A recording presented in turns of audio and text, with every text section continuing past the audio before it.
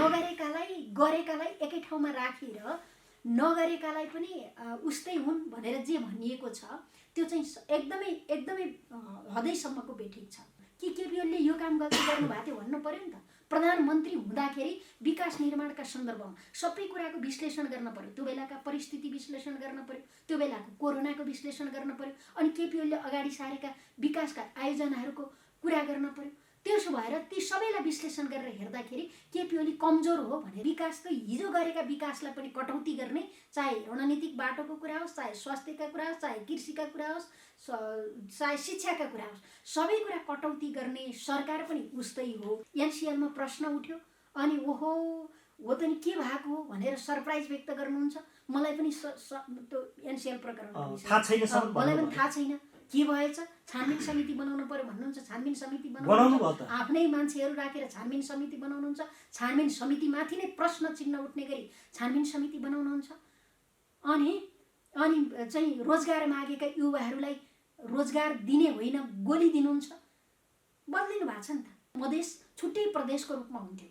त्यस्तो खालको अवस्थाबाट जोगाएर यो देशलाई सबैको देश हो भन्ने बनाएर हिमाल पहाड तराई यो हाम्रो चाहिँ एउटा घनिष्ठ सम्बन्ध छ, एक आपसमा सम्बन्ध विच्छेद गरेर देश बन्दैन भन्ने मान्यताका साथ त्यो मान्यतामा उभिएर यो देशको चाहिँ एउटा देशलाई चाहिँ एउटा जुन एउटा स्वाभिमानलाई बचाउने, यो देशको स्वाभिमानलाई बचाउने नेता नेतृत्व र पार्टी उस्तै हो भनेर जसरी भनिएको छ हामी बहस गर्न तयार छौँ।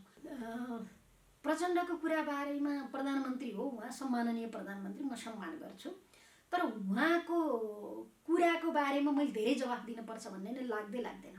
व्यवहार र कुराको कुरा गर्दै गर्दाखेरि उहाँ त्यस्तो मान्छे हो, त्यस्तो नेता हो जो अहिले प्रधानमन्त्री हुनुहुन्छ।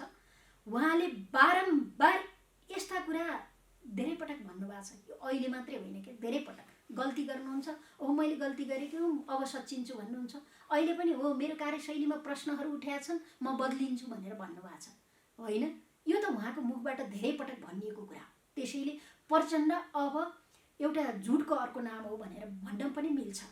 यी सबै कुरा बेठिक छन्। त्यो कुरा गरेर मात्रै कुरामा आकाशका तारा झारेर बहुमत ल्याउँछौँ र बहुमत ल्याएर चाहिँ यो देश बनाउँछौँ भन्ने कुरा राष्ट्रिय स्वतन्त्र पार्टीको तर्फबाट जसरी वकालत गरिएको छ र मिसन 84 भनेर भनिएको छ, त्यो म फेरि पनि भन्न चाहन्छु, यो देश प्रयोगशाला हुन सक्छ। यो देश प्रयोगशाला बनाउन त हुँदैन। उहाँहरू राजनीतिक रूपमा परिपक्व हुँदै हुनुहुन्न। त्यो एमालेसँग तुलना हुन्न, इभन काङ्ग्रेससँग पनि तुलना हुँदैन कि राष्ट्रिय स्वतन्त्र पार्टीको राजनीतिक परिपक्वताको कुरा गर्ने हो भने, नेतृत्व क्षमताको कुरा गर्ने हो भने गफ दिने आकाशका तारा झार्नुहुन्छ होला, तर त्यो खालको क्षमता परिपक्वता त्यो एउटा राजनीतिमा खारिएको व्यक्तित्वहरू उहाँहरू हुनुहुन्न। पहिलो कुरो विचार बिना संसारका कुनै पनि पार्टीहरू टिकेका छैनन्, रहेका छैनन् विचार बिना। उहाँहरू म भन्छु के हो, उहाँहरू राइटिस्ट हो कि उहाँहरू लेफ्टिस्ट हो कि उहाँहरू डेमोक्रेटिक हो कि उहाँहरूको गन्तव्य समाजवाद हो कि उहाँहरूको गन्तव्य के हो, पुँजीवाद हो कि यही पुँजीवादमा लाई कायम राख्ने हो कि के हो गन्तव्य भन्ने कुरा क्लियर पार्नुपर्छ। एमाले केन्द्रीय सदस्य तथा राष्ट्रिय सभा सदस्य हुनुहुन्छ। नेपाली राजनीतिकमा एमालेमा मिठो खालको प्रभाव पार्न सक्ने प्रभावकारी नेताको रूपमा नेपाली जनताले लिने गर्दछन्। स्वागत छ यहाँलाई। धन्यवाद। अहिले गाउँ घर सहर जताततै गए पनि मिसन 84 भन्छन्। त्यो मिसन 84 को एजेन्डा राष्ट्रिय स्वतन्त्र पार्टीको हो कि नेकपा एमालेको हो, बुझ्नै गाह्रो भयो। के भन्नुहुन्छ यहाँ? तपाईँले बरु राष्ट्रिय स्वतन्त्र पार्टीकालाई पनि ल्याएर सोधिदिनुहोस्। के सोध्नुहोस् भने उहाँहरूले के मात्रै गर्नुहुन्छ भने मिसन 84, किनभने यी दलहरू फेलियर भए, यी दलहरूले गर्न सकेनन्, यी सबै पुराना भए भनेर जसरी भनिराख्नु भएको छ। म पुरानो र नयाँको प्रश्न चाहिँ के हो, पुरानो के हो नयाँ, म प्रश्न गर्न चाहन्छु। विचारमा केन्द्रित भएर छलफल गर्ने होला। अनि हिजो अरू नगरेकालाई गरेकालाई एकै ठाउँमा राखेर नगरेकालाई पनि उस्तै हुन् भनेर जे भनिएको छ त्यो चाहिँ एकदमै एकदमै हदैसम्मको बेठिक छ। आर्थिक स्थिति हिजो अर्थतन्त्र चाहिँ 8% वृद्धि दर, अर्थतन्त्रको वृद्धि चाहिँ 8% को पनि उस्तै हो, आज 2% सीमित राख्ने पनि उस्तै हो भनेर चाहिँ भन्ने कुरालाई जसरी जोडेर हेरिएको छ सबै उस्तै हुन् भनेर जसरी भनिया छ, आज हिजो चाहिँ त्यत्रो विकास निर्माणका कामहरूलाई अगाडि बढाउने सरकार पनि उस्तै हो। आज विकास त हिजो गरेका विकासलाई पनि कटौती गर्ने, चाहे रणनीतिक बाटोको कुरा होस्, चाहे स्वास्थ्यका कुरा होस्, चाहे कृषिका कुरा होस्, चाहे शिक्षाका कुरा होस्, सबै कुरा कटौती गर्ने सरकार पनि उस्तै हो। त्यसलाई चाहिँ व्यवस्थित गर्दै जानुपर्छ र समाजवादका आधारहरू तयार गरेर अगाडि बढ्नुपर्छ भनेर भन्ने सरकार पनि उस्तै हो भन्ने कुरा बेठिक छ। एउटा म त्यो भन्छु। अर्को, एउटा संविधान बनाउँदाखेरि जुन खालको एउटा योगदान गरेको दल हो, जमै खालका हरकतहरूलाई परास्त गरेर यो देशमा तपाईँ कल्पना गरी हेर्नुहोस्, नेकपा एमाले मात्रै हुन्थेन भने, नेकपा एमालेको अध्यक्ष केपी शर्मा ओलीको योगदान हुन्थेन भने आज यो देशमा जातीय राज्यहरू हुन्थे, आज मधेस छुट्टै प्रदेशको रूपमा हुन्थ्यो। त्यस्तो खालको अवस्थाबाट जोगाएर यो देशलाई सबैको देश हो भन्ने बनाएर हिमाल पहाड तराई यो हाम्रो चाहिँ एउटा घनिष्ठ सम्बन्ध छ, एक आपसमा सम्बन्ध विच्छेद गरेर देश बन्दैन भन्ने मान्यताका साथ त्यो मान्यतामा उभिएर यो देशको चाहिँ एउटा देशलाई चाहिँ एउटा जुन एउटा स्वाभिमानलाई बचाउने, यो देशको स्वाभिमानलाई बचाउने नेता, नेतृत्व र पार्टी उस्तै हो भनेर जसरी भनिएको छ हामी बहस गर्न तयार छौँ। पहिलो कुरो, विचार बिना संसारका कुनै पनि पार्टीहरू टिकेका छैनन्, रहेका छैनन्।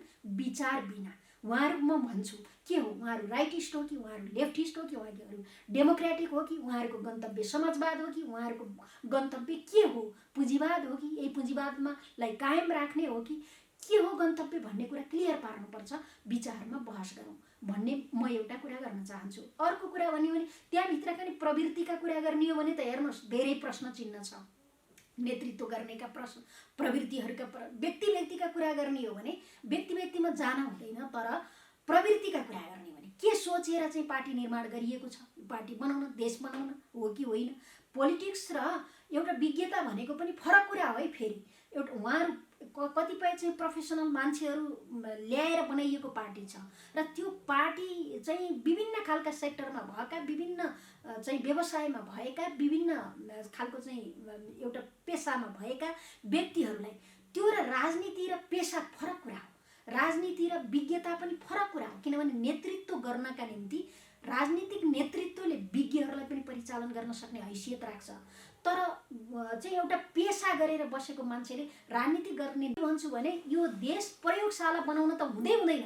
उहाँहरू राजनीतिक रूपमा परिपक्व हुँदै हुनुहुन्न। त्यो एमालेसँग तुलना हुन्न, इभन काङ्ग्रेससँग पनि तुलना हुँदैन कि राष्ट्रिय स्वतन्त्र पार्टीको राजनीतिक परिपक्वताको कुरा गर्ने हो भने, नेतृत्व क्षमताको कुरा गर्ने हो भने गफ दिने आकाशका तारा झार्नुहुन्छ होला, तर त्यो खालको क्षमता, परिपक्वता त्यो एउटा राजनीतिमा खारिएको व्यक्तित्वहरू उहाँहरू हुनुहुन्न। त्यो कारणले गर्दाखेरि पनि त्यो पार्टीले यो देश बनाउँछ, नेतृत्व गर्छ, कुशलतापूर्वक नेतृत्व गर्छ भन्ने कुरामा किमार्थ पनि त्यो कुरा विश्वास गर्न सकिँदैन। म त्यसो भएर एउटा कुरा त्यो राख्छु। अर्को, जे उहाँहरूले नयाँ र पुरानाको कुरा गर्नुभएको छ, समाजवाद भन्दा नयाँ चाहिँ के हो, जहाँ एउटा चाहिँ उन्नत खालको प्रविधि हुन्छ, जुन व्यवस्थामा सबैलाई रोजगार दिने खालका जुन उद्योग धन्दा कल कारखानाहरू चलाउने, उत्पादनलाई वृद्धि गर्ने खालको व्यवस्था हो, पूर्वाधारको विकास गर्ने होइन, त्यो खालको व्यवस्था हो। उत्पादनका स्रोत र साधनमा समान खालको पहुँच हुने, स्वास्थ्य शिक्षामा समान खालको पहुँच हुने, सिपमूलक वैज्ञानिक शिक्षाहरूको चाहिँ एउटा शिक्षा नीति ल्याउने, त्यो खालको व्यवस्था भन्दा नयाँ चाहिँ व्यवस्था कुन हो उहाँहरू जाने कहाँ हो। त्यसैले यी सबै कुरा बेठिक छन्। त्यो कुरा गरेर मात्रै कुरामा आकाशका तारा झारेर बहुमत ल्याउँछौँ र बहुमत ल्याएर चाहिँ यो देश बनाउँछौँ भन्ने कुरा राष्ट्रिय स्वतन्त्र पार्टीको तर्फबाट जसरी वकालत गरिएको छ र मिसन 84 भनेर भनिएको छ, त्यो म फेरि पनि भन्न चाहन्छु, यो देश प्रयोगशाला हुन सक्दैन। अनुभवले देश चलाउने हो, अनुभवले राजनीति गर्ने हो। अनुभव बिना उहाँहरू जसरी चाहिँ एउटा एकदमै चाहिँ धेरै फुर्तीफार्तीका साथ आउनु भएको छ, त्यो कुरा वास्तवमै नेतृत्वमै नै सुम्पिँदाखेरि त्यो दुर्भाग्य हुन्छ देशका निम्ति। त्यसैले म दाबी गर्छु मिसन 84 नेकपा एमालेको निम्ति हो। मिसन 84 मा नेकपा एमालेलाई बहुमत दिँदाखेरि मात्रै हिजो गरेका कामहरू केपी ओलीले यो काम गल्ती गर्नुभएको थियो भन्नु पर्यो नि त। प्रधानमन्त्री हुँदाखेरि विकास निर्माणका सन्दर्भमा सबै कुराको विश्लेषण गर्न पर्यो, त्यो बेलाका परिस्थिति विश्लेषण गर्न पर्यो, त्यो बेलाको कोरोनाको विश्लेषण गर्न पर्यो, अनि केपी ओलीले अगाडि सारेका विकासका आयोजनाहरूको कुरा गर्न पर्यो। त्यसो भएर ती सबैलाई विश्लेषण गरेर हेर्दाखेरि केपी ओली कमजोर हो भनेर के बहस गर्न पर्यो नि त। मान्यज्यू, हाम्रो देशको सम्माननीय प्रधानमन्त्री प्रचण्डले अब सरकारले कार्यशैली बदल्छ भन्नुभएको छ। अब सरकार सचिन्छ अरे, के भन्नुहुन्छ यहाँ? अब प्रचण्डको कुरा बारेमा प्रधानमन्त्री हो, उहाँ सम्माननीय प्रधानमन्त्री, म सम्मान गर्छु। तर उहाँको कुराको बारेमा मैले धेरै जवाफ दिनुपर्छ भन्ने नै लाग्दैन। व्यवहार र कुराको कुरा गर्दै गर्दाखेरि उहाँ त्यस्तो मान्छे हो, त्यस्तो नेता हो जो अहिले प्रधानमन्त्री हुनुहुन्छ। उहाँले बारम्बार यस्ता कुरा धेरै पटक भन्नुभएको छ। यो अहिले मात्रै होइन कि धेरै पटक गल्ती गर्नुहुन्छ, ओहो मैले गल्ती गरेको अब सचिन्छु भन्नुहुन्छ। अहिले पनि हो मेरो कार्यशैलीमा प्रश्नहरू उठाएका छन्, म बदलिन्छु भनेर भन्नुभएको छ होइन। यो त उहाँको मुखबाट धेरै पटक भनिएको कुरा हो। त्यसैले प्रचण्ड अब एउटा झुटको अर्को नाम हो भनेर भन्न पनि मिल्छ। किनभने उहाँले जे भन्नुभएको छ र जे गर्दै आउनु भएको छ, पछिल्लो अघिल्ला कुरा त मैले त्यतातिर धेरै जान्न के भन्नुभयो, के गर्नुभयो भनेर। पछिल्ला दिनका कुराहरू गर्ने हो भने पनि उहाँले भने जस्तै गर्नुभएको छ त, व्यवहारमा उतार्नु भएको छ त। राष्ट्रका नाममा सम्बोधन गर्नुहुन्छ, अब म बदलिन्छु भनेर जनतालाई सुनाउनुहुन्छ, भाषण गर्नुहुन्छ, अनि हेलिकप्टर चढेर चाहिँ नातिनी ज्वाइँ भेट्न जानुहुन्छ, गोर्खामा नातिनी ज्वाइँ भेट्न जानुहुन्छ। उहाँको रवाब, उहाँको जीवनशैली, उहाँको सचिवालयमा हुनेहरू, आफन्तहरू, आफ्नो को त्यो सबैले एकदम छर्लङ्गै देखाएका छन्। एनसिएलमा प्रश्न उठ्यो अनि ओहो हो त नि के भएको हो भनेर सरप्राइज व्यक्त गर्नुहुन्छ। मलाई पनि त्यो एनसिएल प्रकरण मलाई पनि थाहा छैन के भएछ। छानबिन समिति बनाउनु पर्यो भन्नुहुन्छ, छानबिन समिति बनाउनुहुन्छ, आफ्नै मान्छेहरू राखेर छानबिन समिति बनाउनुहुन्छ, छानबिन समितिमाथि नै प्रश्न चिन्ह उठ्ने गरी छानबिन समिति बनाउनुहुन्छ। अनि चाहिँ रोजगार मागेका युवाहरूलाई रोजगार दिने होइन गोली दिनुहुन्छ। बदलिनु भएको छ नि त। योभन्दा धेरै बदलिनु पर्ने केही छ? फरक खालको कार्यशैली झन् आयो। योभन्दा यो त मैले भनेको हो र, प्रमाणहरूले बोलेको छैन र, तथ्यहरूले यही पुष्टि गरेका छैन। अब सम्माननीय प्रधानमन्त्री इन्डिया भ्रमण जाँदाखेरि 10,000 मेगावाट बिजुली चाहिँ सम्झौता गर्ने भारत सरकार र नेपाल सरकार बीच भन्ने कुरा उठेको थियो। अनि एस जयशङ्कर नेपाल आइसके पछाडि यो विषयमा हस्ताक्षर भयो भन्ने सुन्नमा आछ। तर कसरी हस्ताक्षर भयो, यसका कार्यविधि के हुन्, लिखित रूपमा केही कुरो बाहिर आएको छैन, फेरि के गुमरामी हाल्न खोजिहाल्यो कि के हो, यो विषयमा माननीयज्यूले अलिकति भनिदिनु पर्यो। तपाईँले यो गम्भीर प्रश्न उठाउनु भयो। राष्ट्रियताका सवालमा त अहिले धेरै प्रश्न चिन्ह यो सरकारको छँदैछ। सरकार यो पहिला पनि जति बेला यो हाम्रो सरकार बनाइदिन पर्यो, माओवादी, काङ्ग्रेस, जसपा, अहिले माधव नेपालहरू एकै ठाउँमा मिलाइदिन पर्यो भनेर उहाँले मिडिया मार्फत जुन दिन आह्वान गर्नुभएको थियो, खुला रूपमा आह्वान गरेर तपाईँहरूका निम्ति कम्फर्टेबल सरकार बनाउन सहयोग गर्न पर्यो भन्ने आशय प्रष्ट बुझ्ने गरी जसरी भन्नुभएको थियो, आज पुष्टि गर्दै हुनुहुन्छ। तपाईँले भनेको विषय एकदमै गम्भीर विषय हो।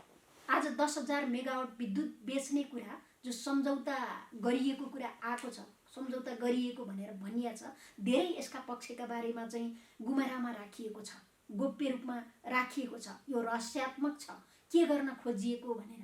हामीलाई त एउटा अनुमान छ भारतले अब विद्युत, नेपालका विद्युतहरू चाहिँ जलस्रोतहरू कब्जा गर्न चाहेको जस्तो आभास हामीलाई हुन थालेको छ। किनभने तपाईँको पहिले नै विद्युत भारतलाई विद्युत बेच्ने विषयमा धेरै सम्झौताहरू भएका छन्, ती नै इनफ थियो, त्यही नै इनफ थियो।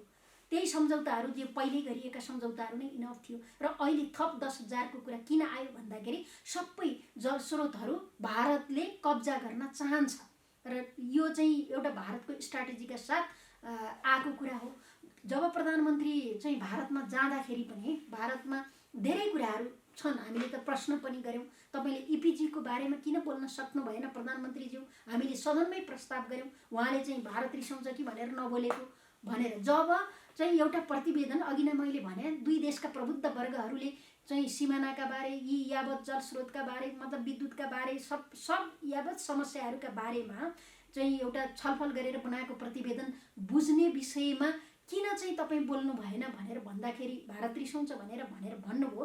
त्यो बेलामा पनि फुकोट कर्णाली जो नेपालकै सरकारले नेपालको पानी जनताको लगानी भन्ने शीर्षक अन्तर्गत नेपालको संसदले पारित गरेको छ नीति कार्यक्रममा फुकोट कर्णालीको बारेमा नेपालले लगानी गर्ने र नेपालले उत्पादन गर्ने भनेर पारित गरेको छ। तर अहिले गएर भारतलाई सुम्पिएर आउनु भएको छ।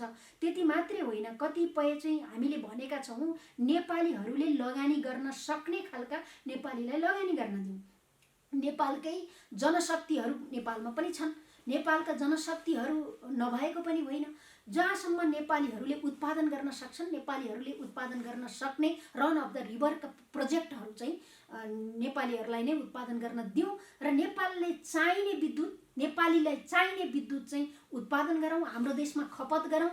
हाम्रो देशमा खपत गरिसके पछाडि धेरै विद्युतहरू हामी विद्युत उत्पादन गर्न सक्यौँ भने बल्ल बिक्री गर्ने कुराहरू हामी त्यति बेला पनि गरौँला। अहिले पनि विद्युत बिक्री गर्ने नै कुरा नगर्ने भनेको हामीले छैनौँ, तर विद्युत बिक्री गर्ने हो। र नेपालमा उद्योग धन्दाहरू कल कारखानाहरू पर्याप्त रूपमा खोल्नुपर्ने छ। नेपालमा विद्युतीय गाडीहरू सञ्चालन गर्नुपर्ने छ। त्यो हुँदाखेरि हामीले पेट्रोलियम पदार्थ ल्याउने कुराहरू जुन एउटा लगानी गर्न परेको छ त्यो रोकिन्छ।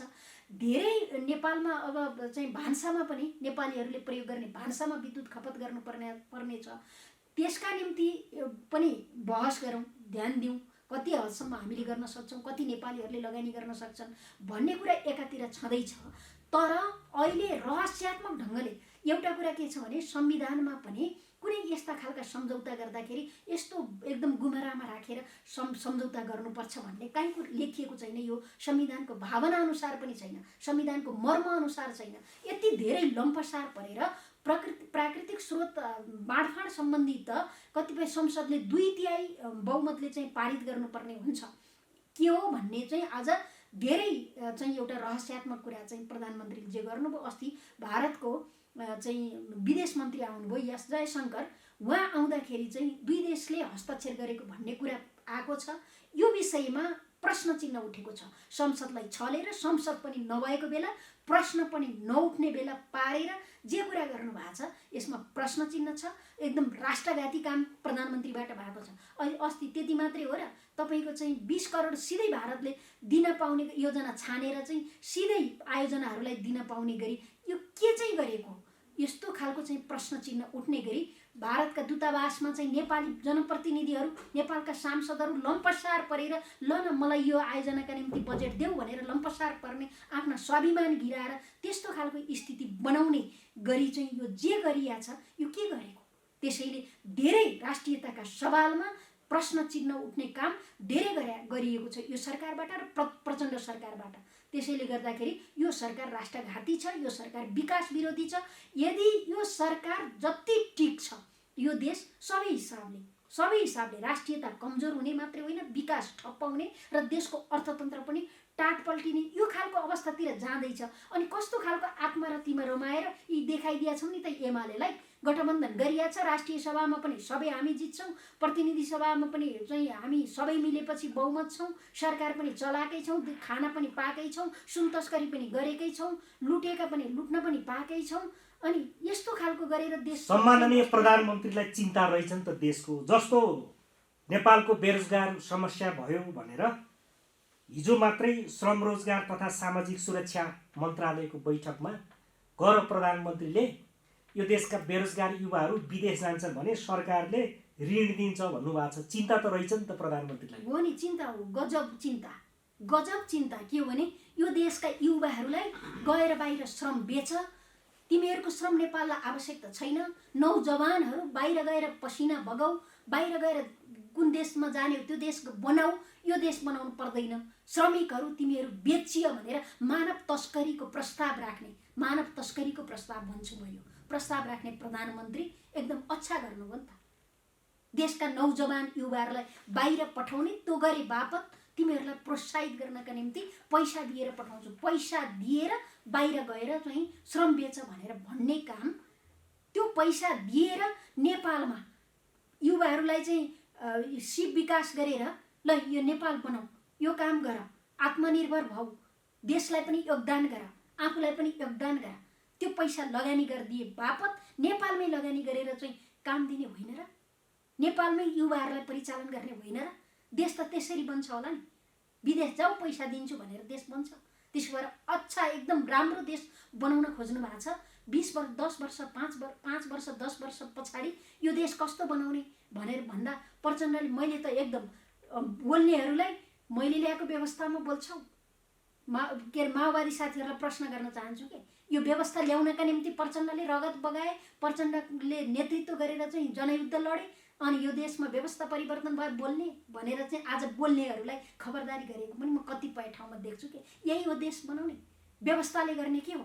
व्यवस्थाले गर्ने त समृद्ध देश बनाउने हो नि त, जनतालाई सुखी बनाउने देश चाहिँ राम्रो सुन्दर देश बनाउने हो नि। डेमोक्रेसी भनेको चाहिँ सजाउने गहना मात्रै होइन नि, गणतन्त्र भनेको सजाउने गहना मात्रै होइन नि। गणतन्त्रले त जनताका झुपडीहरूलाई बदल्ने हो, जनताका समस्याहरूलाई हल गर्ने हो, त्यतातिर लाग्नु पर्दैन। हस्, कार्यक्रममा आइदिनु भयो, यहाँलाई पुनः धन्यवाद दिन चाहन्छु। मलाई पनि बोलाएर आफ्ना कुराहरू राख्ने मौका दिनुभयो, त्यसका निम्ति तपाईँलाई